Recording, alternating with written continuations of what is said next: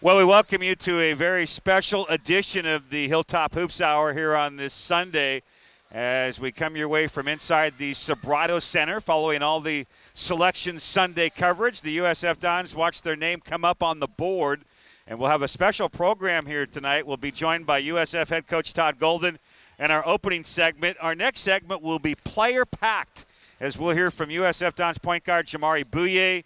We'll visit with Khalil Shabazz. We hear from Cape Stefanini, Julian Rishwain. Later in the program, we swing it back to the coach's side with Don's associate head coach, Chris Gerlifson, and assistant coach, Jonathan Sapphire. So we got you covered here with all the mood from inside the Sobrato Center. And we're joined now right up front here by USF head coach Todd Golden. Todd, we watched the show. We sat. You had the players down the floor. It was a nice program before Selection Sunday, and then wouldn't you know it, it's been 24 years since USF has gone to the NCAA tournament, and they turned that 24 hours into another 35 or 40 minutes because it took a while for USF's name to come up on the board, and I kept elbowing people next to me. Here it is. We're in this 10 matchup against USC. Here it is. They're going to have us play as Michigan State, and no USF, no San Francisco.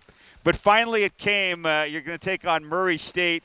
How much of a sense of relief, pride, joy, all those emotions that went through your mind when you saw San Francisco is going to the NCAA tournament? It's interesting because we felt like after our win against BYU that we put ourselves in and that we wouldn't have anything to worry about regardless of how the rest of the tournament went.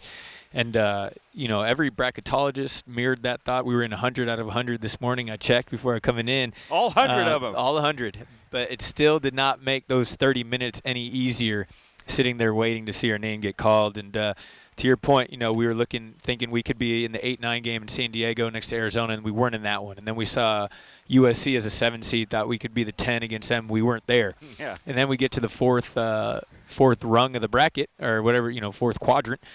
And sitting there like, all right. There's only a couple of games left. Yeah, what's going on? What's going on? But thank goodness, they made us sweat, but it just made it that much sweeter. And to finally see your name come across was just a lot of pride and just a moment that, will stick with us for a long time. Inside the Sobrato Center before the program started here a little bit ago, Coach, you had a chance to talk. You've spoken with me on our pre- and post-game shows this year and on this longer program, the Hilltop Hoops Hour, a number of times about that June 15th get-together when this group kind of met for the first time. You had the transfers you brought in. You had returning guys like Shabazz and Bouye, and you really kind of felt then that you had the roster makeup to get to this point. And now here you are. That long journey has to be especially rewarding with what transpired this afternoon. It's just really been awesome since day one, and you can't script these things, and we talked about it as a staff. Like, we can go out and assemble this group to play together, but we have to then go out and perform and get wins. And, it usually doesn't happen as well as you hope it to when you plan it out. But to the credit of our student athletes, and I think a lot of it has to do with their maturity. They're really mature, unselfish young men. They've worked together, and as we've talked about throughout the year, we've gotten better as the year has gone on. This wasn't a team that peaked in December. We got some of our biggest wins towards the end of the year, and it's just that collective buy-in, that collective push towards the same goal that's given this team a chance to achieve these goals and to make the tournament. But as I said earlier, we saw the potential on June 15th, and then it turned to, all right, as a staff, can we get these guys all to work and pull the same direction? Because if we can do that, then we felt we could accomplish the tournament, and here we are. Yeah, you mentioned having, some special players, talent in this team. We're going to hear from a few of the guys coming up in our next segment, guys like Jamari Bouye, Khalil Shabazz, your fine backcourt. Those guys are warriors, aren't they, Coach? Oh, my gosh. They're I've never taken them for granted, never will for the rest of my life, to have those two leaders and obviously fantastic players, but even more impressive young men kind of be the face of our program with Yalian this year. It just gives us a chance to be successful in every game we're in. And that's where their leadership, their constant buy-in of what we're trying to do, and then not only buying in but articulating it to the rest of the team, and really just being coaches on the floor. That was what provided the ceiling of this team to where we could get. And they're also the type of backcourt, along with Gabe and Julian, that can win you a couple games in the tournament if you get the right matchups and if they play some good ball. So I just feel super, super, super thankful to have them, and we're going to enjoy all the time we have together. USF head coach Todd Golden with us here on the Hilltop Hoops Hour. Pat Olson alongside. The Dons going to Indianapolis as a 10 seed. We'll be taking on the Murray State Racers on Thursday. I know, Coach, that you don't know much about Murray State, but how will your preparation begin now with you and your staff as you start thinking back to the basketball side now that your name has come up there on the 10 line? Yeah, it's going to be a long night for us tonight. I can promise you that. We'll get some food and spend some time with our families and enjoy it. But, probably around 8 o'clock tonight we'll dive in and try to watch a couple of Murray games tonight, and get a good feel and understanding of what makes them the team that can only lose 2 games over the course of a year. Obviously run through the OVC without much issue. And, Coach McMahon has done a great job there for a while. And their teams are always at the top of the OVC.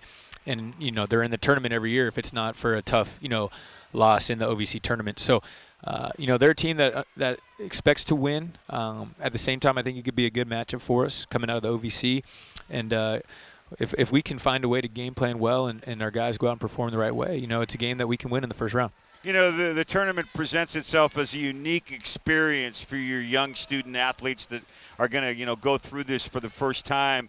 Yet at the same time, you're playing for a national championship, right? You still have a chance to go out and win some ball games and do some damage with the kind of roster you have. So how do you balance that balance of telling the guys, all right, let's enjoy it, let's savor it, but let's still treat it like the business trip that it truly is? Yeah, I think that's the million-dollar question, but at the same time, it's what we've been able to do all year because we've had fun in this process. We've won a lot, but this group really enjoys being around each other, and that's something that's made us a tighter team and made us better.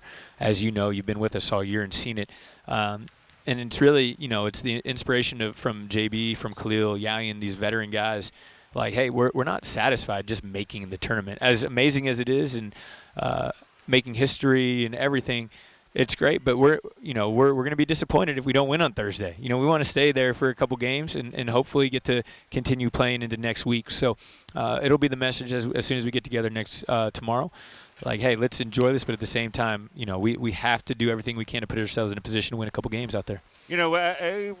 Take us back to the days when you were a player at St. Mary's. What was it like for you to go through the tournament experience?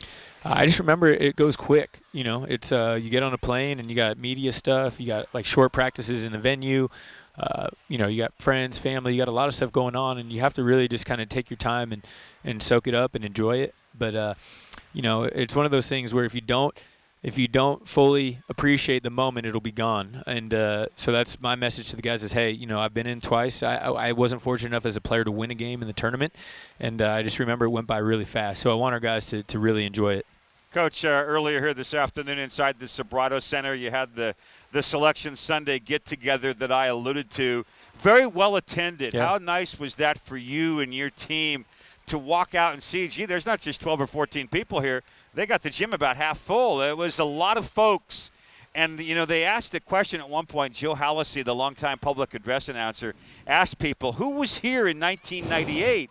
And I raised my hand because I was. And I expected to look around and see, maybe there'd be 3 or 4 other people. Right. There was a lot of people in the room that raised their hand. Yeah. And, boy, have we been a patient group waiting for 24 years, haven't we? I'll tell you what. And it's just really neat, Pat, because for guys like yourself, like John Dugan, Hal Urban, guys, Bill Cartwright, guys who have been around and continue to support the program, since they brought it back in '85. This is for them. Obviously it's for our student athletes and our staff and people that support the program, but really, this is for the people that have stuck with the program for the last 20 years, 25 years. And, what I'm most excited about is that we made them proud. We were able to, give them something to be joyous about. We were able to give them something to invest their time and energy in. And, there were a lot of people here today that, have been behind this team all year and have really supported and given us a great chance of being successful. So in a way, this is our way to pay everybody back, for their support. You're listening to a special Selection Sunday edition of the Hilltop Hoops Hour How cool is that to say a special selection Sunday edition of the Hilltop Hoops Hour? We didn't have that in our programming schedule way back in November, but here we are talking about USF going to the NCAA postseason tournament. The Dons on the line as a 10 seed. They'll be taking on Murray State on Thursday in Indianapolis. And, yeah, boy, as I mentioned, the emotion, the special feeling, has it kind of sunk in for you this week as the week has progressed?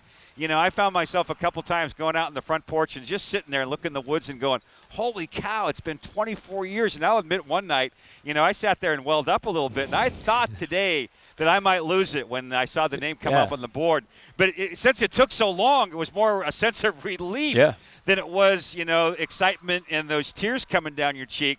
But for you, the emotion side, how has that kind of caught up with you? It hasn't sunk in yet, to be honest. And I'm not sure it will for a while, and because this has been a journey with this specific group, and we've talked about it a lot, but this has been our goal since June 15th. We set a super, super high standard in regards to what we would have been satisfied with in regards to the season ending.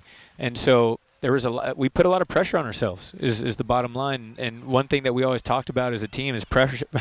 Pressure is a privilege, especially when you're playing basketball.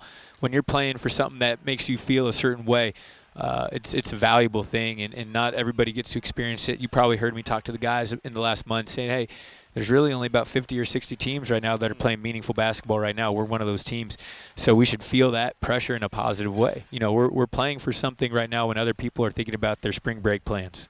And, it's for it to – the culmination of this year to be an NCAA tournament bid, something that's so difficult to do, it's something that I'm going to be super proud about for a long time. And I'm sure once it finally sinks in that we did it, I'll probably be welling up as well. Final comment from you, Coach. You said this a couple times.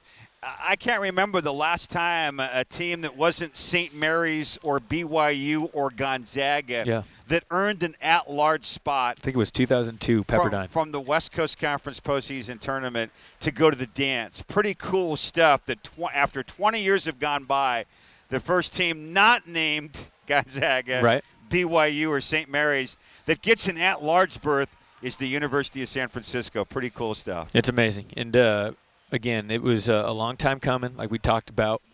And if it weren't for a special group of student-athletes and my staff who has done an awesome job all year and given us a great chance to be successful, I'm not sure it happens. But it's great, isn't it? It's amazing. I think this is really cool stuff. A day that you and I won't ever forget. And it's one of the amazing things about sports, right, is like it's you remember those moments. In tumultuous times, a lot of things are going on in the world. But sports is an outlet where people from all walks of life can get together and be on the same team, be on the same page, work to something together. And I think our team is a great example of that from start to finish. And like we talked about, let's go out there and make some noise. Let's not just be satisfied that we're in. Let's see if we can win a game against an incredibly difficult Murray team, and then see what we got in the second round if we're able to do that. All right, Coach. Well, best of luck on Thursday. I know you and your staff are going to be getting ready over the next 48, 72 hours for that matchup Thursday against Murray State. Yeah, can't wait, brother. Thanks, Pat. All right, the Go USF Dons, Dons are dancing, folks.